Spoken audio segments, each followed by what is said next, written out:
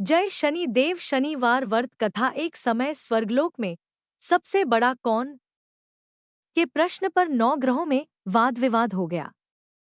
विवाद इतना बढ़ा कि परस्पर भयंकर युद्ध की स्थिति बन गई। निर्णय के लिए सभी देवता देवराज इंद्र के पास पहुंचे और बोले, हे देवराज, आपको निर्णय करना होगा कि हम में से सबसे बड़ा कौन है। देवताओं का प्रश्न सुनकर देवराज इंद्र उलझन में पड़ गए। इंद्र बोले, मैं इस प्रश्न का उत्तर देने में असमर्थ हूँ। हम सभी पृथ्वीलोक में उज्जयिनी नगरी में राजा विक्रमादित्य के पास चलते हैं। देवराज इंद्र सहित सभी ग्रह देवता उज्जयिनी नगरी पहुंचे।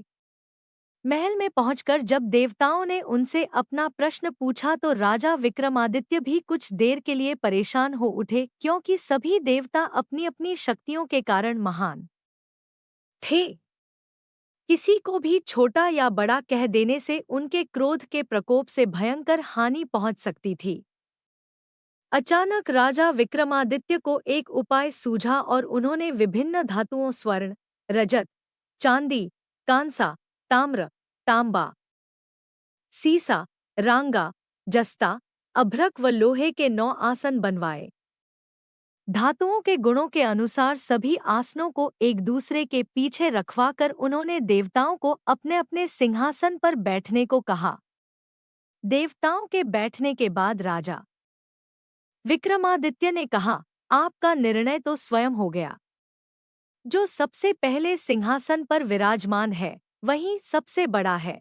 राजा विक्रमादित्य के निर्णय को सुनकर शनि देवता ने सबसे पीछे आसन पर बैठने के कारण अपने कोडोट छोटा जानकर क्रोधित होकर कहा, राजा विक्रमादित्य, तुमने मुझे सबसे पीछे बैठाकर मेरा अपमान किया है। तुम मेरी शक्तियों से परिचित नहीं हो। मैं तुम्हारा सर्वनाश कर दूंगा।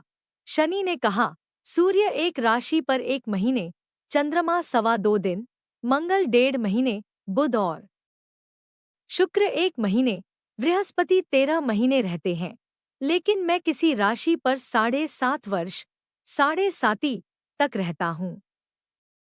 बड़े बड़े देवताओं को मैंने अपने प्रकोप से पीड़ित किया है।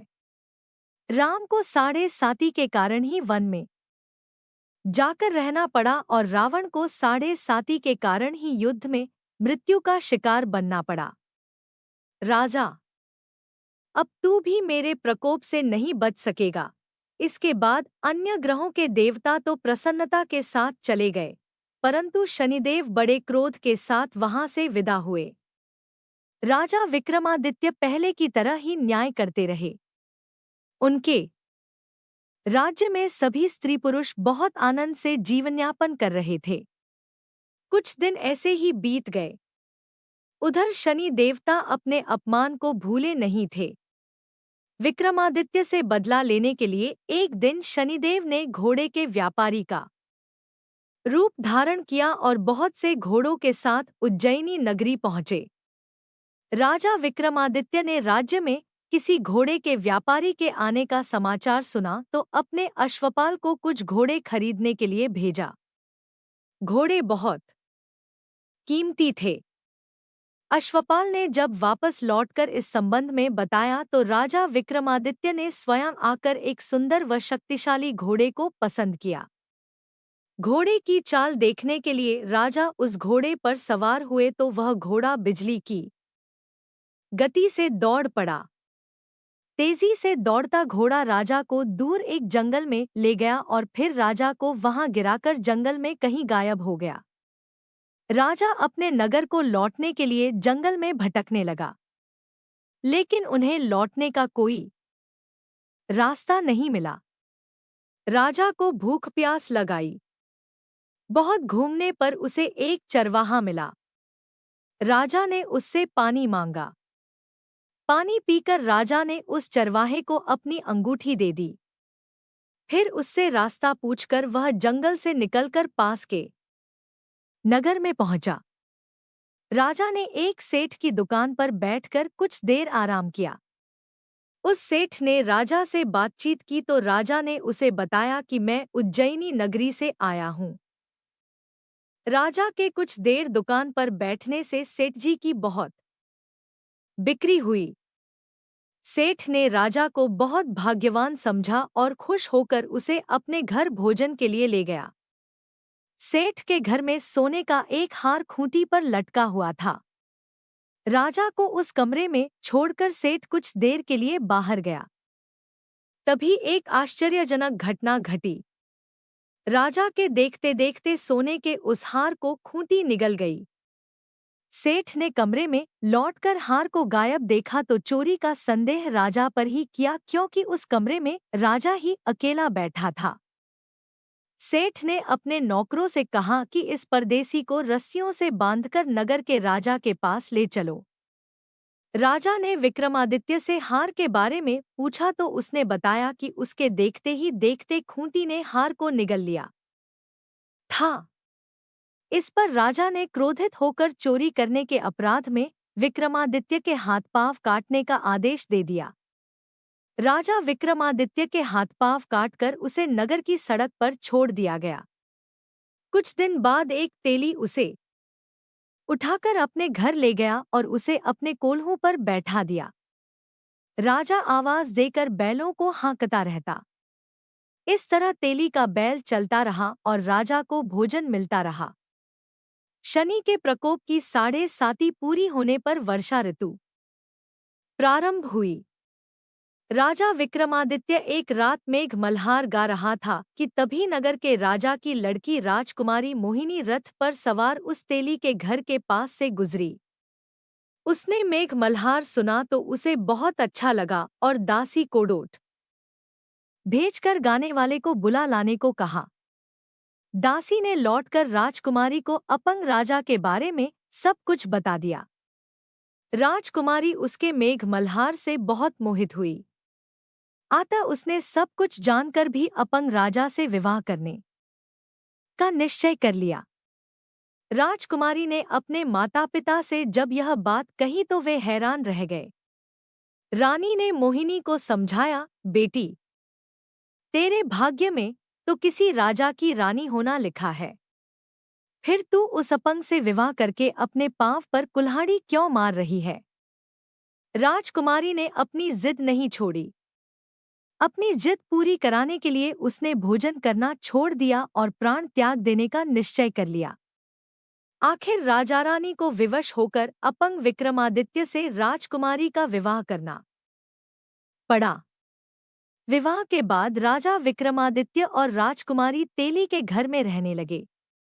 उसी रात स्वप्न में शनिदेव ने राजा से कहा, राजा, तुमने मेरा प्रकोप देख लिया।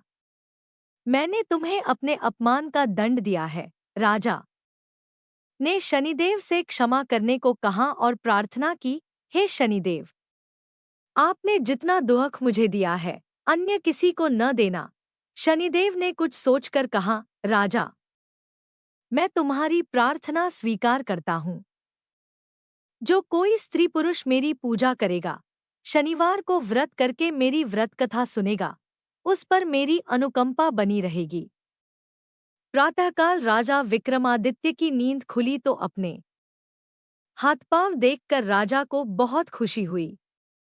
उसने मन ही मन शनिदेव को प्रणाम किया। राजकुमारी भी राजा के हाथ-पांव सही सलामत देखकर आश्चर्य में डूब गई। तब राजा विक्रमादित्य ने अपना परिचय देते हुए शनिदेव के प्रकोप की सारी कहानी सुनाई।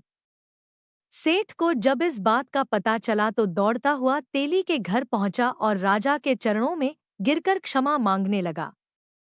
राजा ने उसे क्षमा कर दिया, क्योंकि यह सब तो शनिदेव के प्रकोप के कारण हुआ था। सेठ राजा को अपने घर ले गया और उसे भोजन कराया। भोजन करते समय वहां एक आश्चर्यजनक घटना घटी। सबके देखते देखते उस खूंटी ने हार उगल दिया। सेठ जी ने अपनी बेटी का विवाह भी राजा के साथ कर दिया और बहुत से स्वर्ण आभूषण, धन आदि देकर राजा को विदा किया। राजा विक्रमादित्य राजकुमारी मोहिनी और सेठ की बेटी के साथ उज्जैनी पहुंचे तो नगरवासियों ने हर्ष से उनका स्वागत किया। अगले दिन राजा विक्रमादित्य ने पूरे राज्य में घोषणा कराई कि शनिदेव सब देवों में सर्वश्रेष्ठ हैं। प्रत्येक स्त्री पुरुष शनिवार को उनका व्रत करें और व्रत कथा अवश्य सुने। राजा विक्रमादित्य की घोषणा से शनिदेव बहुत प्रसन्न हुए। शनिवार का व्रत करने और व्रत कथा सुनने के कारण सभी लोगों की मनोकामनाएं शनिदेव की अनुकंपा से पूरी होने लगी। सभी लोग आनंदपूर्वक रहने लगे।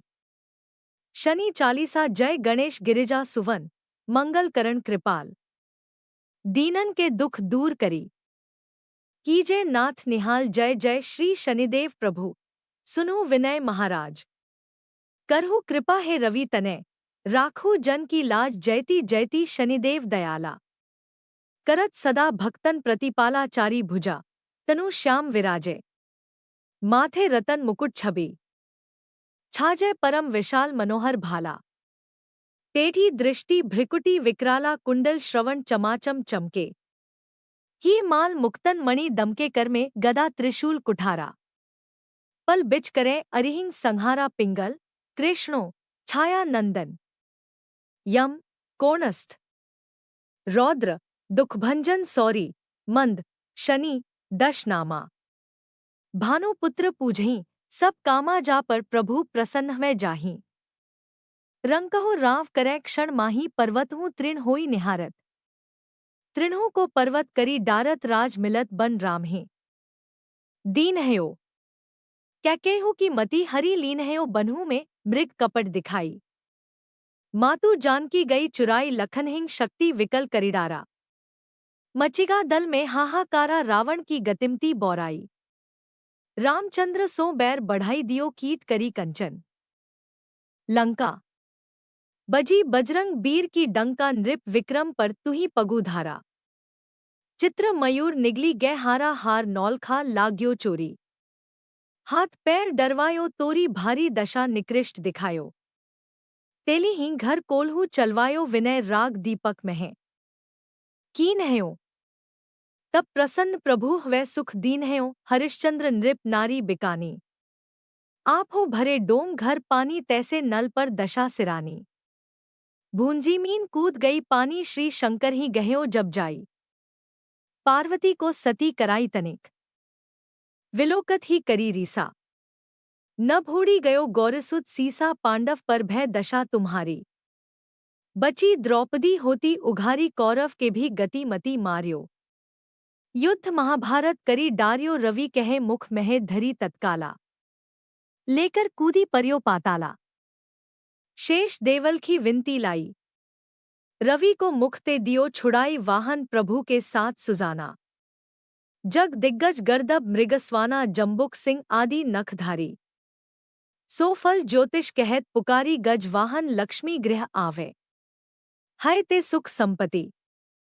उपजावे गर्दब हानि करे बहु काजा, सिंह सिद्धकर राज समाजा। जम्बुक बुद्धि नष्ट कर डारे, मृग दे कष्ट प्राण संहारे। जब आवहीं प्रभु स्वान सवारी, चोरी आदि होए डर भारी। तैसही चारी चरण यह नामा, स्वर्ण लौह चांदी अरु तामा। लौह चरण पर जब प्रभु आवे, धन जन संपत्ति नष्ट करावे। समता ताम्र रजत शुभकारी, स्वर्ण सर्व सर्व सुख मंगल भारी।